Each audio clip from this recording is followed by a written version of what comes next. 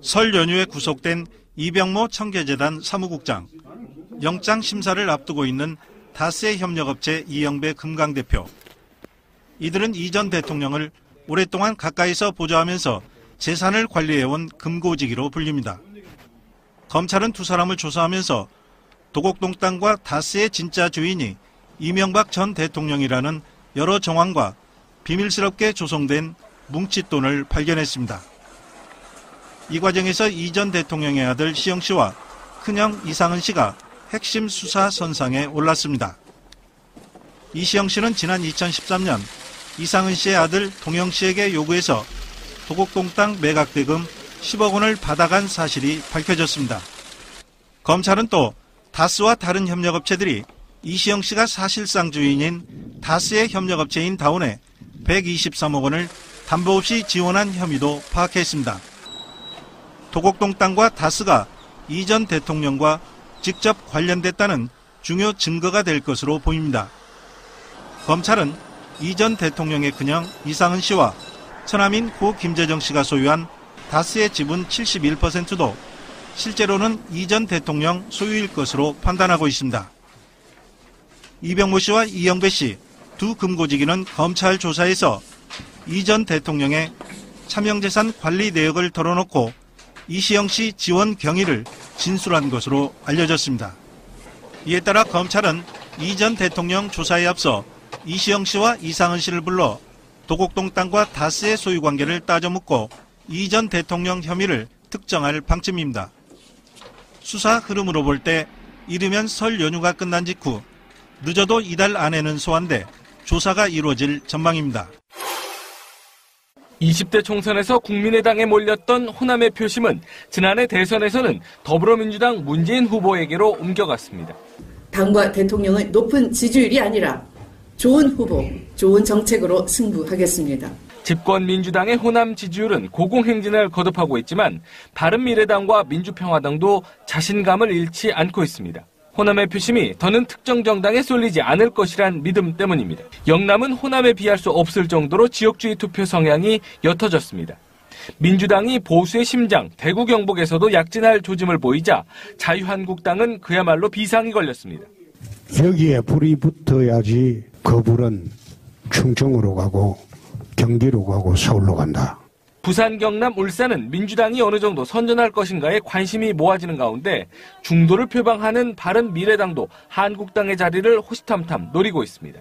부산, 울산, 경남, 대구, 경북 이 영남권과 강원권은 저는 바른미래당과 자유한국당 또 민주당이 3파전이 될 거라고 보고요. 87년 대선 때 김영삼, 김대중 후보의 결별 이후 30년간 계속되어온 특정 정당의 몰표 현상. 이번 지방선거가 지역주의 정치 적폐를 해소하는 신기원으로 기록될지 귀추가 주목됩니다. 지난 8일과 11일 각각 강릉과 서울에서 공연을 펼쳤던 북한 삼지연 관현악단. 이선희의 제2에게, 짐수봉의 남자는 배 여자는 한국, 최진희의 사랑의 미로 등 여러 곡의 한국 가요를 선보여 관객들의 뜨거운 호응을 얻었습니다. 북한으로 돌아간 삼지연 관현악단이 평양에서 귀환 공연을 열었습니다. 조선중앙방송 등 북한 매체들은 평창 동계올림픽 축하 공연을 성공적으로 마친 삼지연 관현악단의 귀환 공연이 최룡해 노동당 부위원장 등이 참석한 가운데 치러졌다며 특히 남쪽에 깊은 인상을 남긴 여러 곡의 남측 노래들도 무대에 올렸다고 전했습니다. 일부 고위 간부와 예술계 종사자 대상의 공연이었지만 자본주의 문화 확산을 경계하는 북한에서 우리 가요가 무대에 오른 건 매우 이례적인 일이라는 분석입니다. 동아일보의 설립자 초대 사장 김성수의 서훈이 56년 만에 박탈됐습니다. 80년대 이 인천 김성수 씨 동상이 매년 한 번씩 깨졌죠. 고대. 정말 대단하네요. 그러니까 우리는 친일파와 독립운동가를 딱 이분법으로 구분하지만 사실은 친일파들 중에서는 처음에는 독립운동을 했다가 나중에 변절해서 친일파가 된 사례들이 꽤 많아요. 만나기 억울하지. 40년대 전향한 놈들. 그렇지. 끝까지 버티다가 씨. 그렇지. 생각해봐. 바로 한 달 전에 창식이명 한 놈은 더. 아니 이게 일제 압박하에 있던 시절에 엄혹하던 시절에 사실 일찌감치 전향해서 친일파질을 하던 사람들은 그냥 직업적인 친일파였고요. 지금 이 나라의 기득권 세력들이죠. 초기에 친일파를 시작한 사람들은 직업 친일파. 그 다음에 후기에 그쪽으로 넘어가서 변절해서 친일파가 된 사람들이요. 사실은 2차 세계대전 태평양 전쟁 시기에 그쪽으로 넘어가서 친일파 된 사람들은 굉장히 악독한 친일 행위를 해요. 이거는 정말 그 전까지는 그냥 일본에 부역해서 먹고 사는 뭐 동사무소에 나가고 지서에 나가고 이렇게 앞잡이 역할만 했다면 고위관리 빼고요. 후반기에 친일 행위한 사람들이 얼마만큼 무식했냐 하면 막 정신대 나가라고 일장연설을 하고 학도병들 축정을 하고 현황을 위해서 목숨을 바쳐라 이렇게 했던 사람들이 그 사람들이에요. 김무성 애비. 네, 그 사람들이 다 후기에 뒤돌아서선 사람들이에요.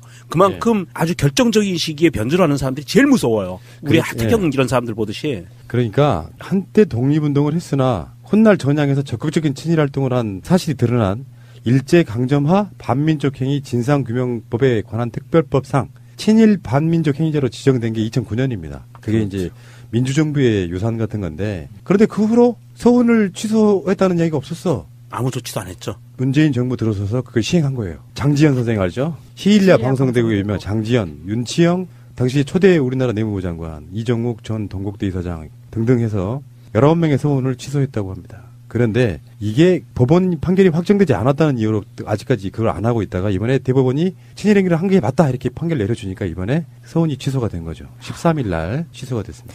제가 90년대 말에 학교 다니면서 사실 인천 김성수가 누군지 알 수가 없었어요. 고등학교 때까지 나오는 사람이 아니니까.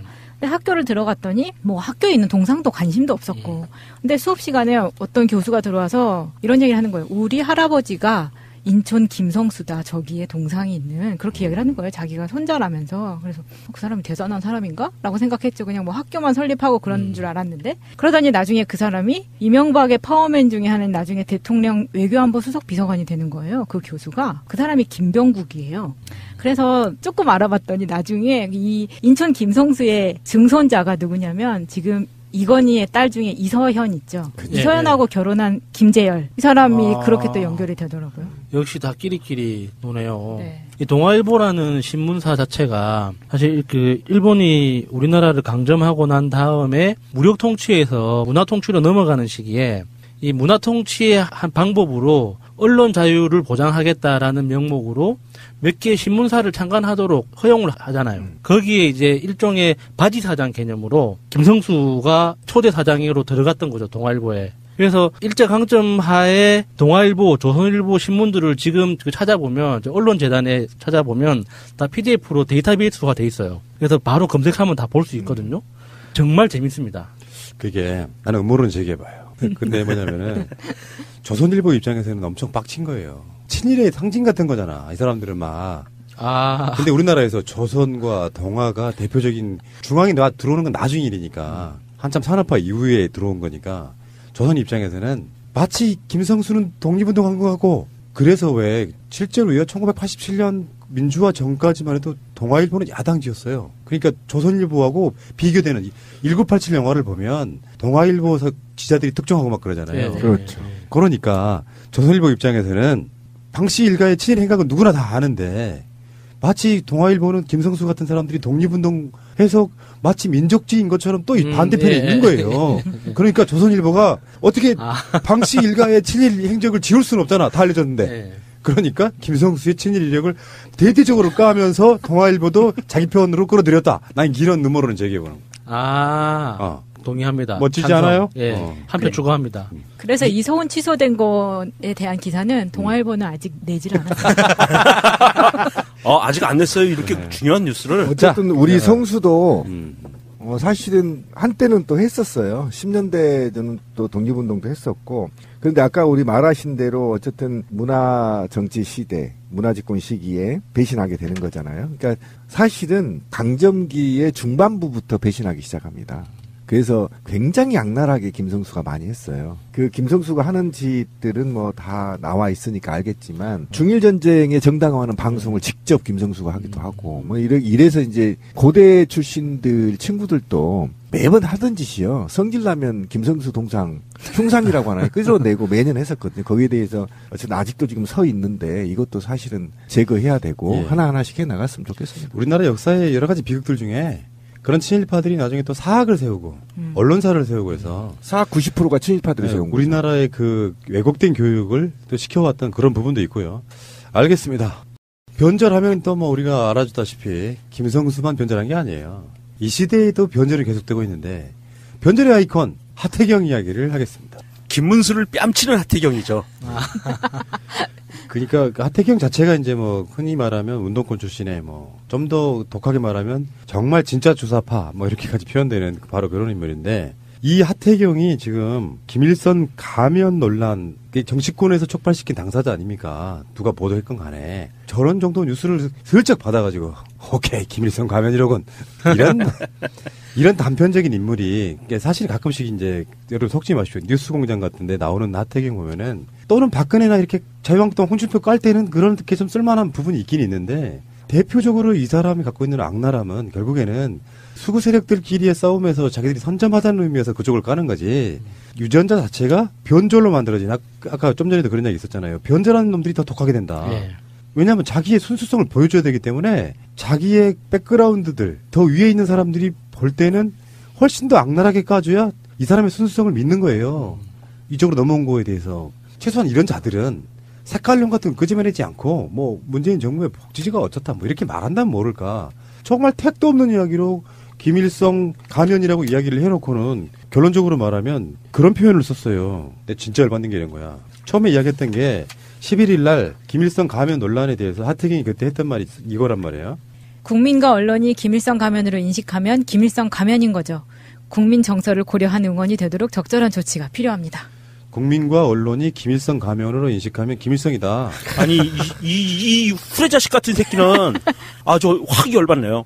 이 박정희 시대 중앙정보부가 너 간첩이야 그러면 간첩이었던 거예요. 그 논리를 갖다가 들이대는 거예요 지금. 나쁜 새끼예요 이거 지금. 그러면 우리 국민이 하태경 개새끼 하면 개새끼네. 네. 빙고. 아니 그러니까 다수 국민이 지금 김일성 가면이라고 생각하지도 않아요. 일부를 국민이라는 말로 대체를 했고요. 언론도 기레기를 언론이라는 말로 대체를 한 거예요. 아니 언론도 딱 하나에서 그런 오버나오고 말았잖아요. 그런 상황인 거고 신비님 논리가 정확하게 정답입니다. 국민은 너를 개새끼라고 생각해. 네. 그럼 개새끼인 거겠네. 이렇게 지금 실드를 치다가 그 다음에 그게 뭐 리용호였네 아니었네 막 여러 가지 논란이 있어요. 그건 사실이 아니야. 그 논란에 대한 13일 날 하태경의 답은 말은 이런 거예요. 리용호라고 하는 건 말이 안 되는 거예요. 김일성 수령이 아니라고 하는 분이 두 파로 나뉘어 있는데 한 분은 특정인입니다. 그래서 리용호 나오고 또 한 사람은 김일성 대역 배우입니다. 김일성 대역 배우면 김일성 수령이지. 그렇지 않아요? 아니 이 후레자식은 궁색하다 우리 아니 하태경이. 이거 대역죄를 짓고 있어요. 이거 찬양 고무죄인데 김일성 수령이라고 이 뒤에다 붙이면 주사파의 이 진면목을 나타내는 거예요.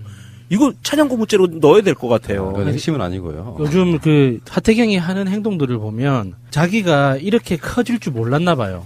그러니까 국정농단 청문회 때 말을 잘하고 논리 있게 조목조목 이야기하는 게 알려져서 사람들한테 이제 더 각인이 됐는데 전국적으로 각인이 된 이후에 여러 가지 그 TV 채널에도 이제 출연 자주 하고 하다 보니까 스피커가 커졌단 말이죠. 그래서 뉴스공장이라는 청취율 높은 그 공중파 라디오의 고정 게스트가 되면서 이제 자기가 굉장히 이제 큰 스피커가 됐다는 걸 굉장히 만끽하고 있어요. 그래서 제가 우연찮게 이 인터뷰를 이렇게 실시간으로 생방송으로 들었거든요. 그때 어떤 느낌이었냐면 변태가 이렇게 그 채찍질 맞을 때 쾌감을 느끼는 변태들 있죠. 그런 변태들이 한 대 때리면 한 대 더, 좋아, 한 대 더 때려줘, 막 이렇게 하잖아요. 즐기는 거. 정말 딱딱 그런 분위기였어요. 이게 그 당시에 인터뷰 실시간 문자가 막 초단위로 막 수백 수천 통이 쏟아지면서 김어준 씨가 굉장히 놀라고 있었거든요. 이렇게 많은 문자를 받아보는 게 처음이라고. 그러니까 너무 재밌어 하는 거예요, 하태경이. 그래서 와, 순간적으로 와, 이 사람 넘어갔구나. 즐기는구나. 예, 자기가 담을 수 있는 어떤 그릇을 넘어갔구나. 그럼 그 다음 단계는 어떻게 되는 거예요? 완전 맛이 가버리는 거죠. 너덜너덜해질 때까지.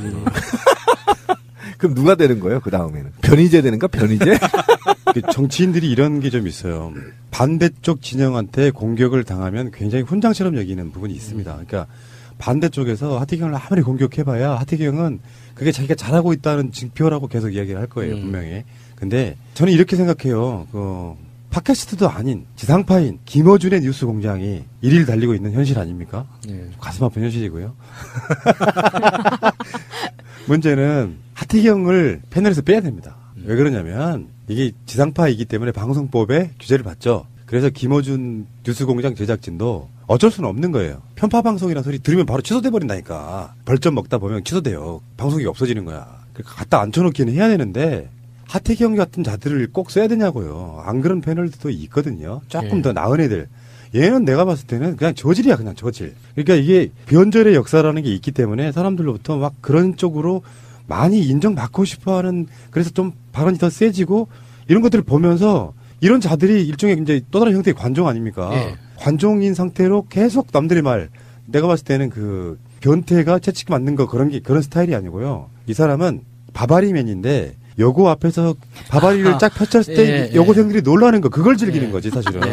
깍 소리지고 그걸 즐기는 그런 곳까지 가버리면 이게 얼마나 공론 낭비냐고요. 공론 낭비. 잘라. 진짜 확 주차가지고 알을 터뜨려야지. 존나 웃겨, 씨발. 그럼 이제 최수정이 왕건인가요? 이용우가 고일성이면 최수정이 왕건이냐 이거죠. 아, 그러네. 왕건으로 나왔었으니까. 이제 우리 웃겼죠? 웃겼어요. 저 김명민이 이순신이고. 그렇지. 그럼 다 살아있네, 우리 뭐. 왕건도 살아있고, 이순신도 살아있고. 태경이가 대단한 놈이구만. 하태경 정도는 이를테면은 로또 맞은 케이스거든요. 뭐 스펙이 좋고 실력이 좋아서 되는 게 아니고요. 저쪽 정당에서도 그런 쪽으로 변절한 자의 표현이 필요해요. 투항하게 만들기 위해서도 필요하고, 굳이 이쪽 진영을 깔 때 자기들 입 더럽힐 필요가 없거든. 변절한 자의 하나의 스피커를 통해 가지고 계속 빨갱이, 정북, 김일성 뭐 이런 거를 설파하게 만들어주면 돼요. 사실 변절이라는 게 이런 개념이거든. 주사파가 보수당 쪽으로 변절했다 이런 개념이 아니고요. 실제로 이렇게 봐야지. 학생운동을 열심히 하던 사람 중에 하나. 그것을 나쁘게 만들기 위해서 사실 주사파라는 주홍 글씨를 찍은 부분도 있어요. 예전에. 그래서 지금도 뭐 정청래 의원이나 김빈석 원장이나 뭐 등등의 그 전대협 출신들, 한총련 출신들이 다 그렇게 주사파 출신들로 이야기 되지만, 물론 90년대 가면서 더 북한 주체 사상을 조금 더 이렇게 쉽게 해석하는 부분도 없지 않아 있었지만, 그것도 선의로 보면은 굉장히 중요한 진전이었다고 보는데, 어쨌건 운동권들을 낙인 찍어서 주사파로 낙인 찍었는데 그 사람이 어느 날 갑자기 저쪽으로 건너가서 구색 맞추기에 딱 좋아서 일종의 용병 같은 거라고 보시면 돼요. 근데 지금도 신나가지고 저러고 있는 거야. 이게 해운대 구민들은 하태경 보면서 정말 부끄럽게 생각하셔야 돼요. 그러니까 그 보수정당을 찍지 말고 진보당을 찍어달라 이런 말이 아닙니다. 기왕에 자유한국당을 찍거나 바른정당 후보를 찍을 거면 더 나은, 그나마 좀 사람답게 생각하고 행동하는 사람을 후보로 내세우라고 당에 요구하세요. 이게 여러분들도 보면서 안 쪽팔립니까? 이 하태경이 진짜 말 같지도 않은 이런 소리를 하면서, 하태경이 항상 시작하기 전에 인사하지 않습니까? 해운대구 지역구라고. 그런 이야기를 하태경 입에서 들을 때 안 부끄러워요. 저는 부끄럽죠. 진짜 존나 쪽팔릴 것 같은데. 부산의 진짜. 1번지 해운대가. 부산이 강남이잖아요. 강남보다 비싸요. 그렇죠. 해운대가. 아파트 하나에 막 36억. 예. 좀 우리 그 해운대 구민의 어떤 자존심을 위해서라도 하태경 같은 인간이 정치판에 더 이상 놀지 못하도록 이렇게 좀 주민들끼리 알죠? 예? 해운대 모래사장에 묻어버려야 돼. 근데 어쨌든 저는 하태경이 실수는 할 수 있다고 봐요, 정치인들은. 그런데 사과를 안 한다는 거예요. 실수가 아니니까, 지 생각에는. 실수가 아닌 것 같아요. 아니, 국민이 사과하라고 하면 해야 되는 거예요. 왜 그러냐면, 그거를 먼저 제기했던 언론이 내렸고 사과방송을 했고요. 그렇죠. 그런 상태였다면 본인이 잘못 봤 한마디면 우리 국민은 용서할 거예요. 그런데 끝까지 우기잖아. 그래서 걔는 그 정도. 딱 고정. 그러니까 딱 그런 식으로 이제 고집 세우다 골로 가는 겁니다. 골로 가는 거죠. 실제로 잘못하는 경우는 있어. 정치인들이 여당 쪽도 그렇고 여당 쪽도 그렇고. 근데 제가 볼 때 변희재만 못해요. 진솔하게 사과를 하면 결국은 또 대중이 용서를 하잖아요. 근데 하태경은 내가 보기에 선을 넘었어. 그래 넘어버렸어요. 잘못 판단했다. 김일성이 아닌 걸로 근거가 없으므로 죄송하게 생각한다 하면 끝날 문제인데 이 새끼는 궤변이 무슨 이런 궤변이 다 있냐고. 하태경도 우리 방송 들을 거라고 저는 봐요. 왜냐면은 뉴스공장의 낙수효과잖아요. 그래서 뉴스공장 들을 게 없으면 김용민은 뭐하라고 하나 새날 뭐라고 그래도 우리가 이렇게 욕하는 걸 듣고 또 혼자 좋아서 쪼개고 있다고? 아우 짜증나. 아니 그럴 수 있어. 씨 웃고. 내가 제목에다 꼭 달아놓겠습니다. 새날에서까지 나를 변태 하태경. 진짜 변태네. 안에 나와서 한번 맞짱 까든가 새날에서. 씨발.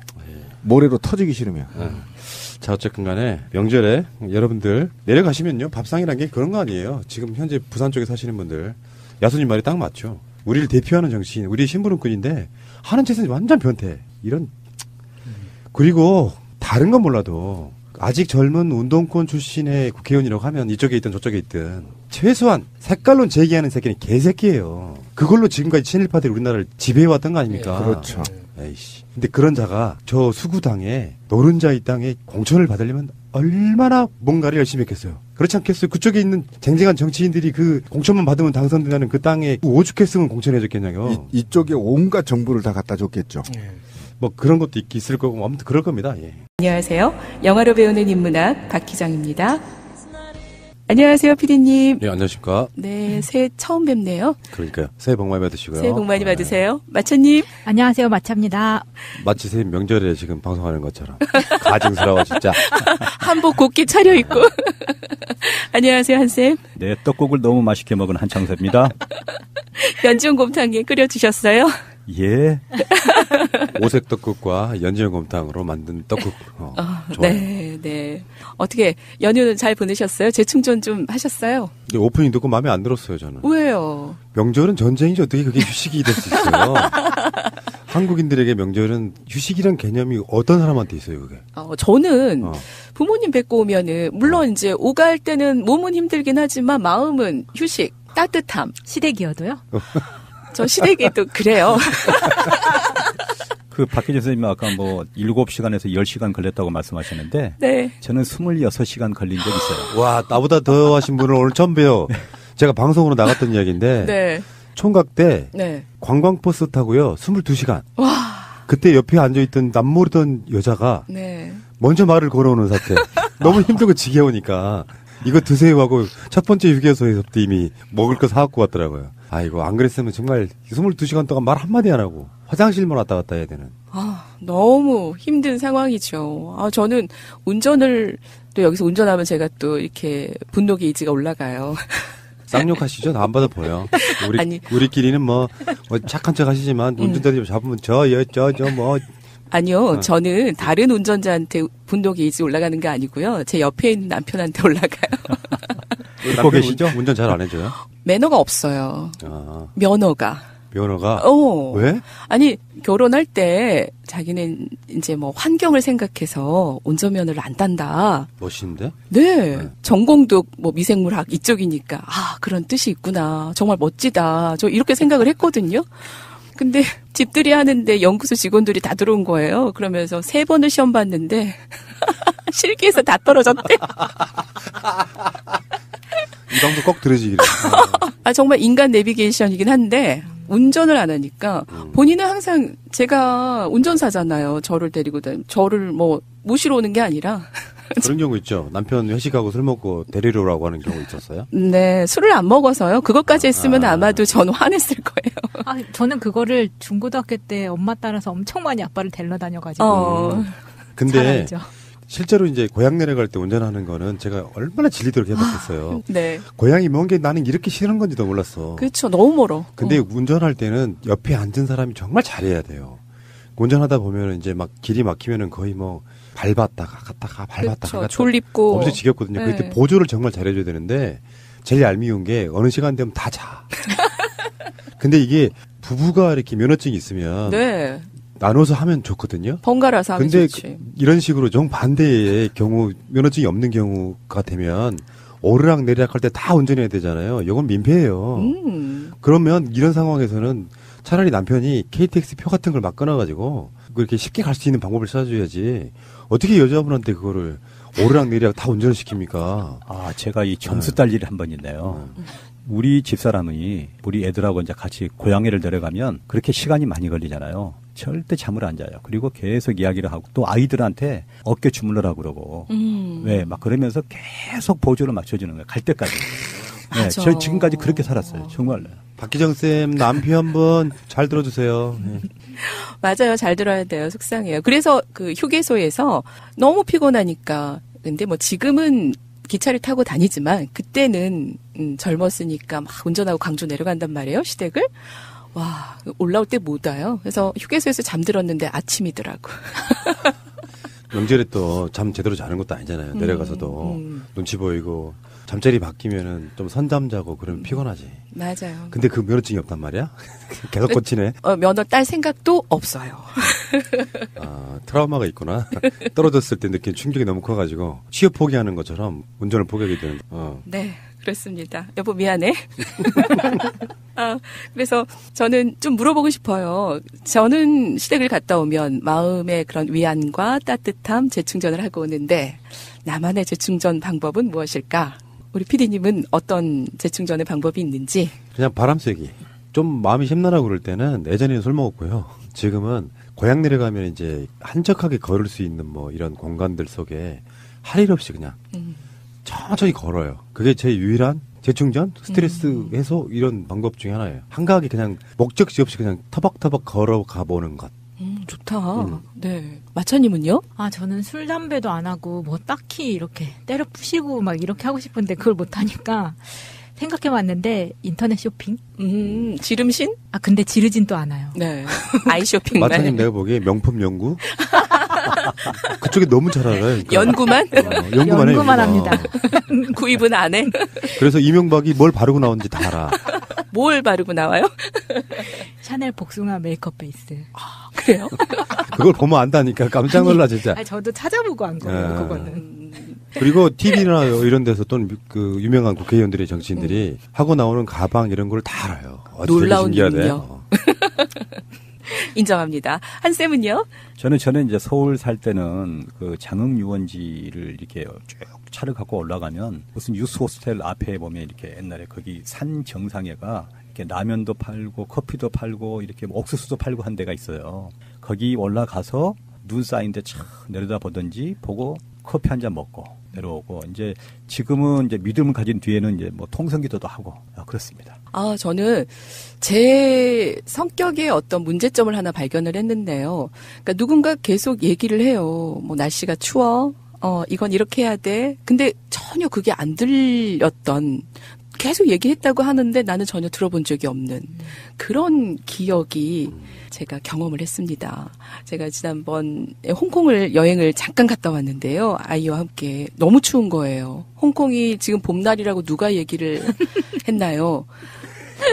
아니 정말 가격 대비 뭐 가성비 좋다 이래서 아이와 함께 갔는데요. 너무 춥고 거기는 난방이 안 되는 거예요. 호텔이. 저는 핫팩이 그렇게 좋은지 몰랐어요. 핫팩 거기서 사셨어요? 거기서 샀어요.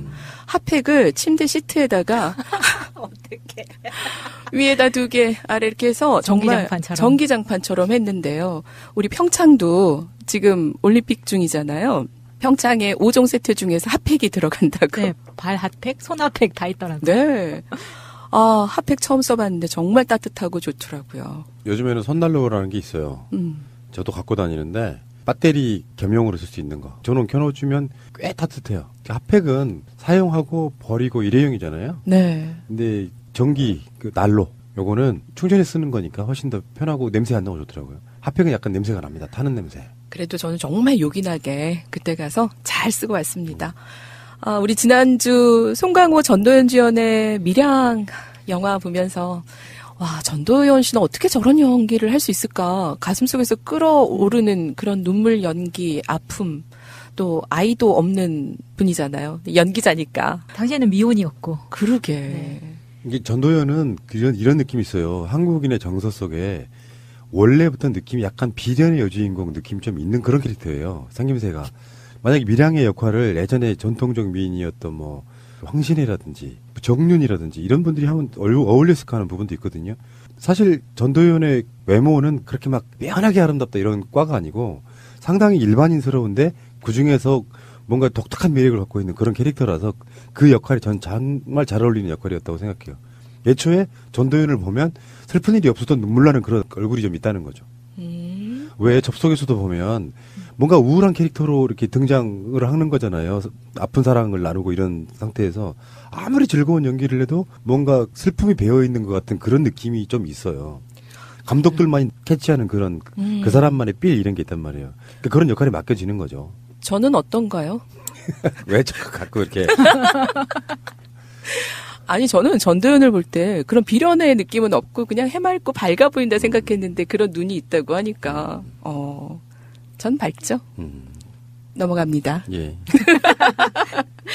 자, 우리 한쌤 하실 얘기 있으시다고 그랬는데 밀양. 네. 밀양이 참 예민한 부분인데요. 보면 약국에 있는 그 여자 집사가 그 시내를 이렇게 전도를 하면서 약국에 햇빛을 비치는 것을 가르치면서 저 햇빛 속에도 하나님의 뜻이 다 있다고 이렇게 이야기를 하거든요. 그러니까 전도연이가 거기 가서 햇빛을 이렇게 보면서 뭐가 있느냐 아무것도 없다 이렇게 이야기를 해요. 이게 이제 무슨 뜻이냐면 바로 이제 햇빛은 눈에 보이는 현상이잖아요. 그래서 이제 플라톤이 동굴의 비유를 듭니다. 예, 플라톤의 동굴의 비유란 게 뭐냐면 태어나서부터 사람들을 동굴 속에서 키우는데 동굴의 안쪽만 바라보게 그러면서 쇠사슬로 다 묶어놓는 거예요. 그리고 뒤에서 불빛을 비추면 자기들의 형상이 보이잖아요. 그래서 그 사람들은 그 형상이 전부인 것으로 생각을 해요.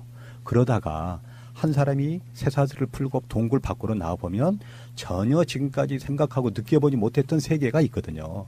그래서 플라톤이 이야기를 그러한 세계, 그러니까 보이는 현상 세계가 아니라 보이지 않는 그러한 이성으로만 생각할 수 있는 세계를 바로 이데아라고 이렇게 이야기를 했어요.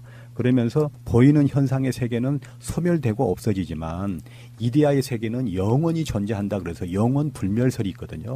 그래서 우리가 보면 이 신해라든가 이 기독교에서 그 영원 불멸설을 우리에게 가지고 와서 신학자들이 그거를 이제 교리화시킨 거거든요. 그래서 이런 부분에서 보면 현재 살고 있는 이 세상이 전부가 아니고 비록 우리의 육신은 썩어서 없어지지만 우리의 영혼은 죽지 않고 천국으로 간다. 그래서 예수 그리스도를 믿으며 간다. 그래서 우리가 이제 믿음을 갖게 되는 거 아니겠어요? 그런 관점에서 봤을 때 우리는 현상에서 보이는 것은 다 없어지는 거기 때문에 내가 피해자에게 사과하지 않아도 된다. 이러한 논리는 굉장히 잘못된 거라는 거죠. 어설픈 위로가 아닌 정말 또 제대로 공감하는 그런 위로가 필요했던 영화, 또 우리 사회에서도 그런 공감하는 위로가 필요한 영화 밀양이었습니다.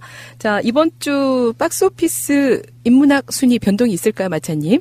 네, 이번 주 인문학 순위 중에서는요, 베스트 1위로 뛰어오른 작품이 있습니다. 문장의 온도라는 책인데요. 문재인 대통령의 롤모델 에세이스트라고 불리우는 이덕무 한정주의 책입니다. 이번에 새로 출판이 되면서요, 굉장히 뜨거운 인기를 얻고 있습니다. 나머지 2위부터 5위는요, 늘 그렇듯이 지금까지 계속 말씀드려온 책들이기 때문에 생략하고 넘어가도록 하겠습니다. 영화로 배우는 인문학 영인아가 선택한 28번째 영화는 설 특집 스릴러입니다. 미저리 함께 하시죠. I know you've been out. Is this what you're looking for? Eventually, you'll come to accept the idea of being here. Annie, whatever you think about doing, please don't do it. Annie, for God's... Shh, darling. Trust me. God's sake. It's for the best. God, I love you.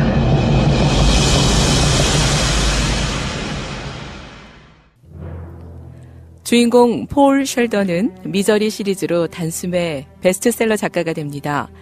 하지만 비평가들에게는 늘 혹평을 당하는 데다 자기의 소설이 싸구려라는 죄의식에 시달립니다. 폴은 미저리가 아이를 낳다가 사망한다는 것으로 시리즈를 끝내고 평론가들에게 호평을 받을 만한 정통 소설을 집필하기로 결심합니다. 한적한 곳에서 새 작품을 탈구한 폴은 미 서부로 여행을 떠나기로 했는데요. 도중에 콜로라도를 지나다 눈보라 속에서 묻히고 맙니다. 폴은 미저리의 열성 팬을 자청하는 애니 윌크스에게 구출되는데 그녀는 다리가 부러진 폴을 정성껏 간호해주지만 그의 존재를 외부에 알리지도 않고 병원에도 데려가지도 않으면서 진통제만 계속 먹이고 있습니다. 또한 이따금씩 드러내는 히스테릭한 애니의 행동 때문에 폴은 점점 의심을 품게 됩니다. 뒤늦게 미저리 시리즈의 완결편을 본 애니는 미저리가 사망한 것을 알게 되고 그동안 보였던 히스테리를 훨씬 초월하는 광기를 드러냅니다. 애니는 폴에게 미저리 시리즈의 새 작품을 써서 시리즈를 이어가라고 강요하고 그녀의 강압에 폴은 결국 따를 수밖에 없습니다. 처음에는 건성건성으로 썼지만 이런 내용은 납득할 수 없다는 애니 때문에 극한 상황에서 자신의 재능을 있는 힘껏 짜내며 정말 납득할 수 없는 얘기를 이어가기 시작합니다. 새로운 미저리 시리즈의 소설은 흥미진진하게 계속되는 한편 폴은 탈출을 계획하며 애니가 집에 없을 때는 몰래 약을 챙기고 흉기를 챙깁니다. 이 과정에서 애니가 신문기사를 스크랩한 책을 발견하는데요. 그것을 본 폴은 애니의 과거를 알게 되죠. 하지만 결국 애니에게 그러한 행동을 들키게 되고 애니의 광기는 극에 달합니다. 애니는 폴의 다리가 회복되었다고 생각하고 탈출하지 못하게 망치로 양쪽 발목을 강타합니다.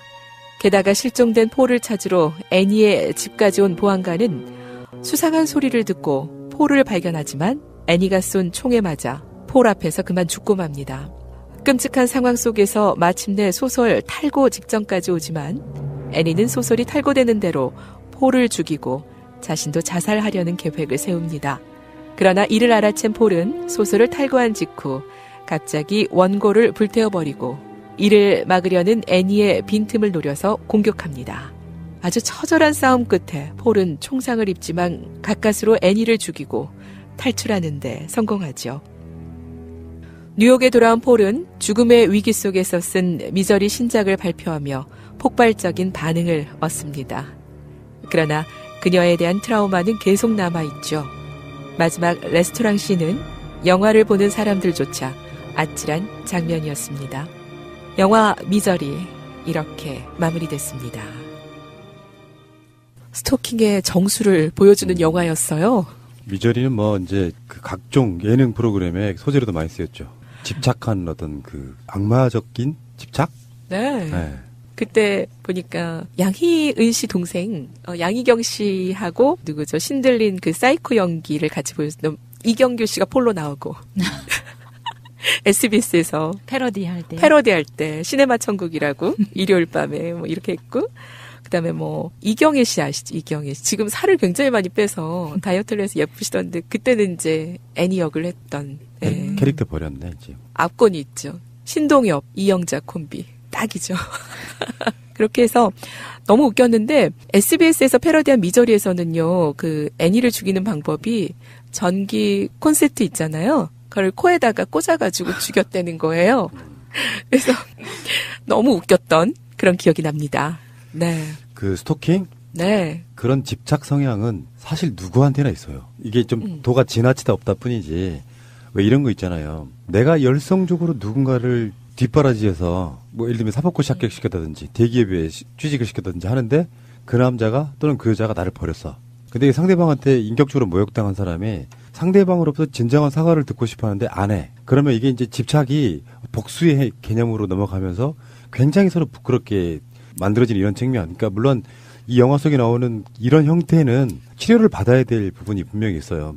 광기 같은 건데 일상생활에서 집착은 그 무시당한 것 때문에 그거에 대한 어떤 복수라든지 반대적인 효과로 상대방에게 지나치게 집착하고 뭐 못 살게 굴고 하는 부분들은 누구한테나 있는 모습들 중에 하나예요. 그러니까 만남도 중요하지만 결국에는 헤어짐의 형식이랄까 태도가 굉장히 중요하다는 것을 우리는 알아야 됩니다. 그게 없으면 누구한테나 일어날 수 있는 일이에요. 지금 이것을 우리가 이제 편집성 인격 장애라 그래요. 정신 및 행동 장애라 그러거든요. 그래서 영화에서 보면 애니가 폴에게 사랑하는 남편을 교통사고로 잃고 너무 외롭고 힘들고 미칠 것 같아서 야간 근무에 몰두했다고 합니다.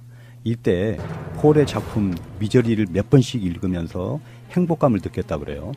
그러면서 폴에게 하는 이야기가 연인을 잃은 두려움을 당신은 모를 거예요. 이렇게 이야기를 하잖아요.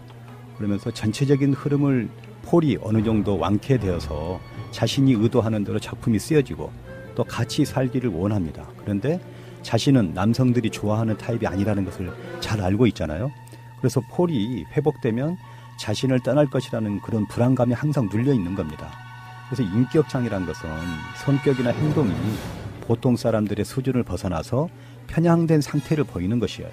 그래서 현실 사회에서 자신에게나 사회적으로 부정적인 영향을 끼치게 되는 성격 이상으로 정의할 수 있거든요.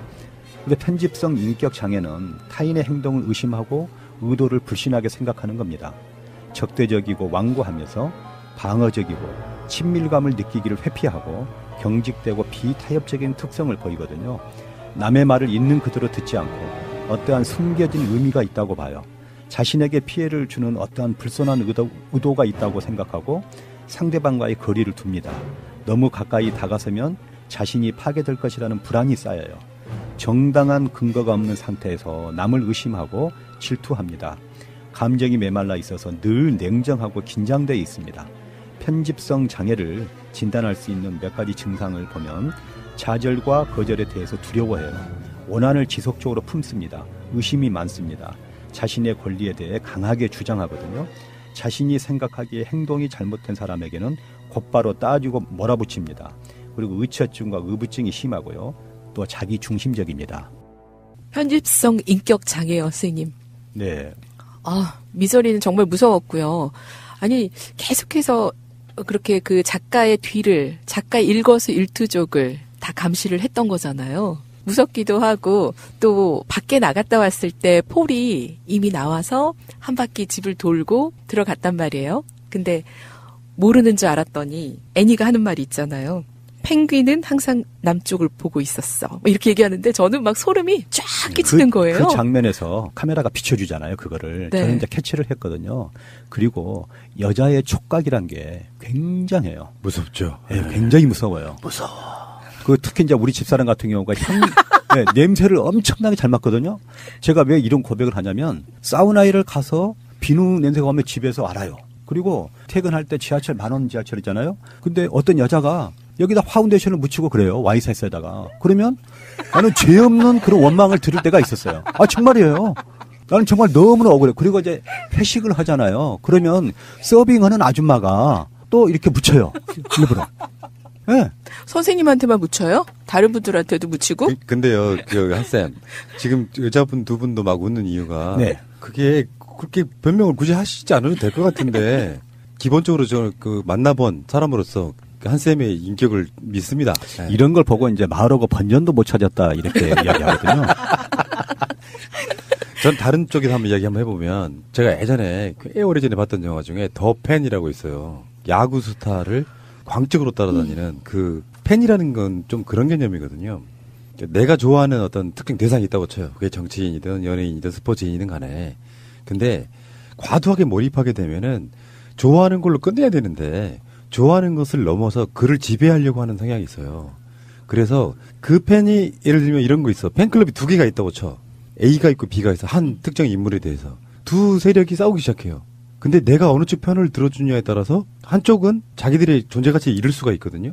그럴 때 좋아하는 대상이 너무 그런 식으로 맹목적이면은 나중에 그 더 팬의 영화의 결말은 팬이 좋아하는 스타를 죽이는 거예요. 그래서 어떤 권력 구조에 있어가지고 과도하게 인정받으려고 하는 그런 조함이라는 게 있잖아요. 나중에는 결국엔 내가 좋아하는 당사자까지 나쁜 쪽으로 몰고 가게 되는 결과를 가져올 수 있다. 그것도 일종의 집착 같은 거거든요. 순수하게 좋아한다는 건 뭐냐면은 내가 저 사람이 그 어떤 하려고 하는 것들에 대해서 응원하고 지지해주는 그런 역할을 하는 거지 그를 지배하고 소유하려고 하면 안 된다는 것이죠. 아마 이 영화 보신 분들 꽤 많으실 거예요. 굉장히 내용이 충격적이었죠. 네, 이 영화가 1990년에 개봉을 했는데 사실 이 영화를 계기로 스토킹이라는 게 집착이라는 게 병이고 범죄다라는 걸 알려준 게 아닌가 싶어요, 대중적으로. 이후에는 최지우가 주연했던 올가미라는 우리나라 맞아, 영화가 맞아. 있었죠. 그때는 아들한테 집착해서 며느리를 배척하는 이제 그런 영화였었거든요. 실제로 제가 주위에서 알고 있는 분 이야기 하나만 해드릴게요. 남편인데 좀 키도 작고 볼품 없는 거예요. 이 사람이 사업적 수완은 있어서 돈은 잘 버는데 사회적으로 자기가 갖고 있는 그 열등감들을 해소하는 데만 써. 가정을 안 돌봐. 그것이 너무 지겹고 지쳐서 부인이 집을 나가요. 그래서 계속 집착하고 연락하고 하는데 그것도 연락이 안 되니까 집에 딸과 아들이 남겨져 있었는데 예민한 시기에 중고등학생이었어요. 그 남자가 어떤 식이냐면은 키도 작고 볼품없는 것들로 사회적으로 돈을 벌어서 이렇게 막 허투루 쓰는 것들이 있잖아요. 술집 가가지고 막 돈 뿌려대고 하는 그런 방식. 그렇지. 근데 이제 그것들에 대해서 딸이 고등학교를 다니는데 급식비를 안 내면서도 밖에 나가서 돈을 그렇게 쓰더라는 거야. 그러다가 딸하고 무슨 문제가 있어가지고 그 딸이 아빠를 안 보려고 하는 상황. 그래서 문을 잠궈서 대화가 안 된 상황이 있었대요. 근데 그게 약간 미저리 같은 거죠. 아는 사람 꽃집을 통해 가지고 그 꽃을 딸한테 배달을 시켜요. 그러니까 그 전에 부인한테도 그런 식으로 이렇게 뭐 아는 꽃집을 통해 가지고 꽃 배달 시키면 꽃집이나 동네 사람들은 굉장히 가정적인 남자로 인식할 거 아니에요. 근데 꽃으로 받아들일 수 없는 가족들의 어떤 그 갈등 관계는 이미 깊어져 있는데 그런 식으로 하다가 나중에는 엄마가 받던 꽃을 딸이 또 받게 된 상황이 와서 그 꽃을 안 받고 문을 잠그고 이제 아버지와 안 보겠다 이런 식으로 하니까 사람을 써가지고 문을 때려 부신 뒤에 방에 들어가서 또 딸을 패는. 근데 데리고 같이 온 사람이 그걸 보고 웃고 있더라는 막 이런 이야기를 한번 들은 적이 있었거든요. 그런 미친 병자들이 굉장히 많아요. 실제 상황이에요? 사회적이든 개인적이든 그 열등감들을 그런 식으로 풀어내는 좀 약간 그 아까 말한 집착 편집성 네. 뭐 이런 것들이 그런 사람들이 굉장히 많습니다. 생각보다. 그래서 그게 우리 주위에서 보면 상식적이지 않아서 저 사람 이상하다고 느끼는 사람들이 꽤 있다는 거죠, 주위에. 맞아요. 뭐 데이트 폭력도 그렇게 해서 이어지기도 하고 또 남녀가 사귀다가 끝날 때 되면 이렇게 좀 쿨하게 헤어져야 되는데 그렇지 못한 경우들도 이렇게 집착하다 보면은 보였던 모습들이 있었던 것 같아요. 그러니까 어떤 굉장히 일어나기 힘든 정도의 어떤 상황에서 내가 그걸 일어설 수 있으려면 본인이 특별한 어떤 상황에 대해서 계속 집착하는 것이 아니라 반대로 계속해서 내가 만약에 좀 못 참아서 폭발해가지고 누구랑 뭐 부인하고 또는 친구하고 싸웠을 때 상대방에 대한 분노를 갖고 막 그것을 합리화시키기보다는 어떤 상황에서도 싸웠다고 하면 내 반성을 먼저 해야 돼요. 자기 반성, 내가 뭐 잘못한 건 없는가? 아, 맞다. 이 상황에서는 상대방이 화내 있을 수도 있겠구나. 이런 식으로 자기 성찰을 하지 않으면 계속해서 자기 합리화식으로 가면 결국에는 이런 편집성 성향을 보인다는 거예요. 그래서 그게 정신이 이상한 사람처럼 보이게 되면 이미 그 사람은 사회적으로 도태되는 거죠. 혹시 마차님은 그런 걸 당해보신 적 없어요? 아니요, 저는 없네요. 스토킹 당하는 사람들이 좀 부러웠던 적은 있었던 것 같아요. 인생을 참 해맑게 사셨구나. 이렇게 무섭게는 말고 예전에 회사 다닐 때 동료 옆에 앉았던 동료가 갑자기 막 우는 거예요. 옆자리에서. 그래서 무슨 일이야 왜 그래 막 그랬더니 얼마 전에 소개팅했던 남자가 너무 스토킹을 해서 무섭다면서 우는 거예요. 근데 그때 사람들의 반응은 너 자랑하냐? 약간 이런 거였었거든요. 아 그거는 제 실제로 당해보면요 무서워요. 네, 그럴 것 같아요. 공포스러울 때가 있죠. 실제로 왜 그 뭐 헤어진 지 꽤 됐는데 갑자기 비밀번호를 알고 있던 집에 따고 들어와서 밥을 내놓는다든가. 무섭죠. 그건 진짜 무서운데요. 그 지금 말씀하신 경우가 전에 한번 어디서 그게 나왔었어요. 그러니까 연예인들이 그런 경우 많이 당해요. 네, 그래갖고 그 남자를 너무 좋아해서 그 남자의 키를 갖고 있으면서 그 남자가 오기 전에 그 집안을 깨끗하게 치워놓고 그 남자가 할 수 있는 모든 걸 다 해놓는 거예요. 근데 처음에는 이 남자가 놀랬다가도 그게 계속해서 반복되고 아무 문제가 없으니까 그게 이제 습관화돼서 길들여지더라고요.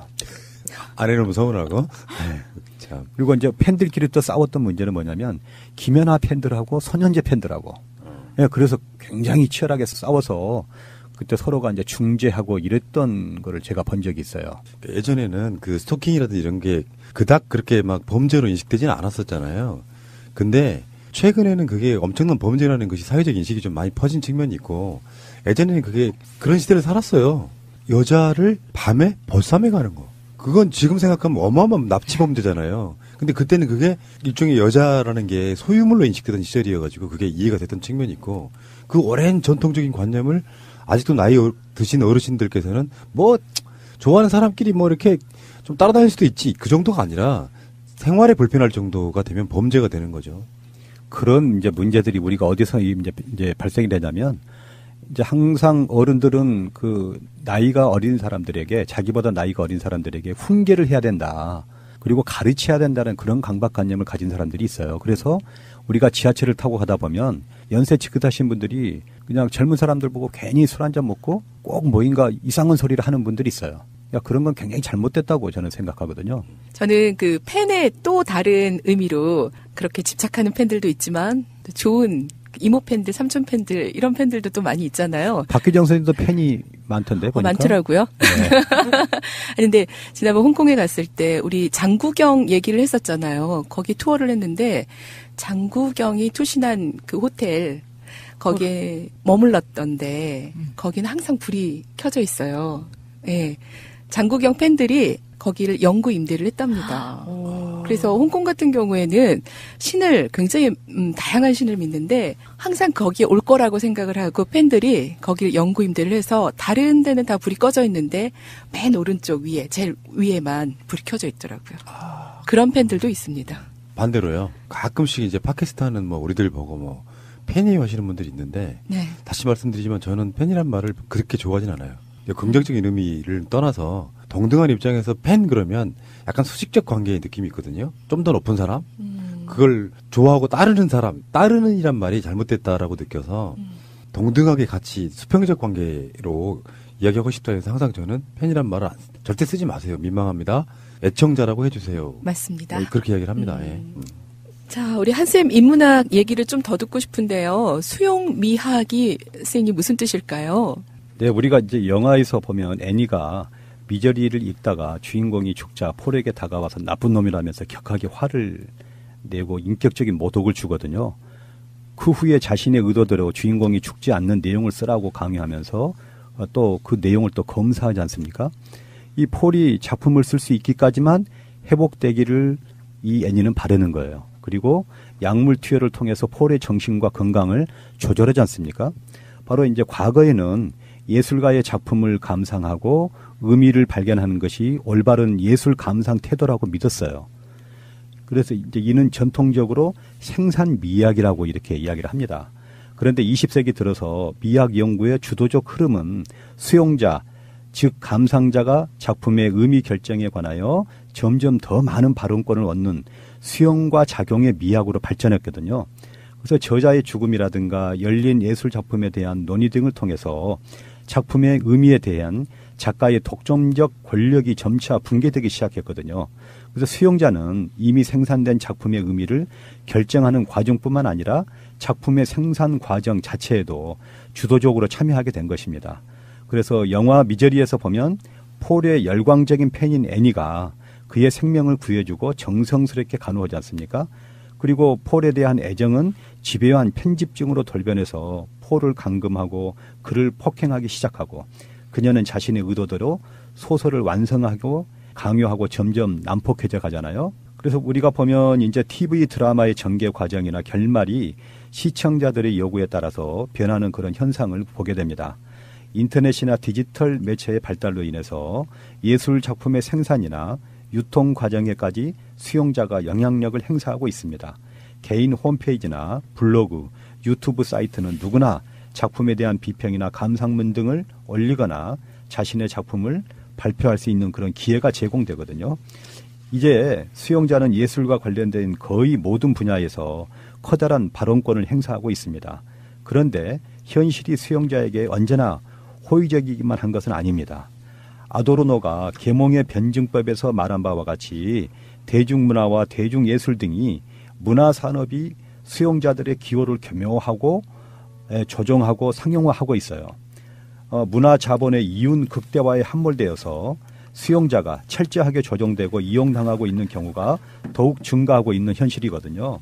그래서 악마는 프라다를 입는다라든가 쇼퍼홀릭이라든가 이제 우리가 요 근래 보면 삼성 이재용 재판 결과 같은 걸 보더라도 약간 빗나갔기는 하지만 우리 주변에서 이 수용 미학이라고 할 수 있는 것들이 많이 일어나고 있죠. 네, 감독 알아보겠습니다. 롭 라이너 감독 PD님.